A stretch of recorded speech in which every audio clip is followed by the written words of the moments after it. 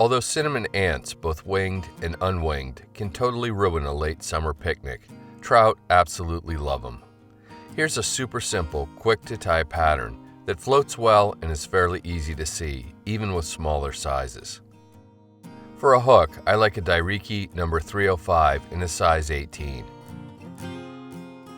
As always, easy hackle pliers make handling small hooks like these much easier. Begin by mashing the barb and getting the hook firmly secured in the jaws of your tying vise.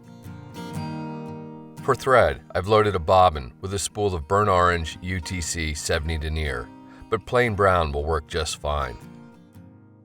Start your thread on the hook shank, leaving an eye-length space behind the eye, and take wraps rearward until you're about halfway down the shank. You can then snip or break off the tag.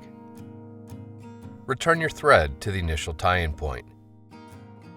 The body of the fly is made from small diameter cylindrical soft foam that's most commonly used to create parachute posts. Orange is a close match for the color of a cinnamon ant and very visible on the water's surface. Place one end of the foam cylinder on top of the hook shank so it extends to the front edge of the hook eye. Secure it with a single wrap of tying thread and then start making open spiral wraps rearward to about the hook point. Once the foam's secured, wrap forward all the way back up to the initial tie-in point. Snip the foam off so it extends a little ways beyond the hook bend and is nearly twice as long as the front segment. For a wing, I'm going to use white polypropylene floating yarn, but Antron, Zelon, or a host of other wing materials will also work. Snip a card width segment free and then pull just a few fibers off of it, maybe 20 at most. Lay the midpoint of this fiber bundle on top of the hook shank at the tie-in point and take a wrap or two of tying thread to secure it.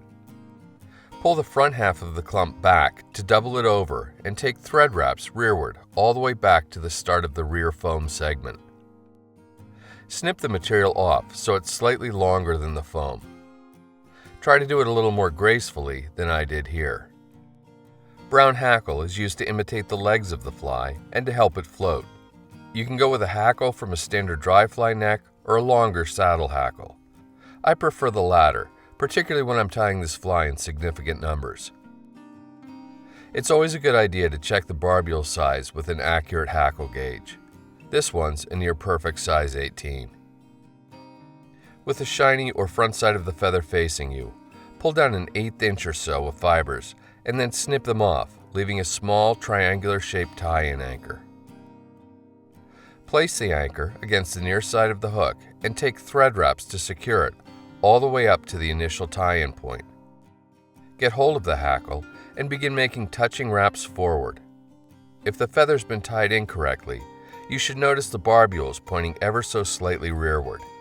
Continue wrapping all the way up to the rear of the front foam segment. Once there, secure the hackle with 2 or 3 tight turns of tying thread.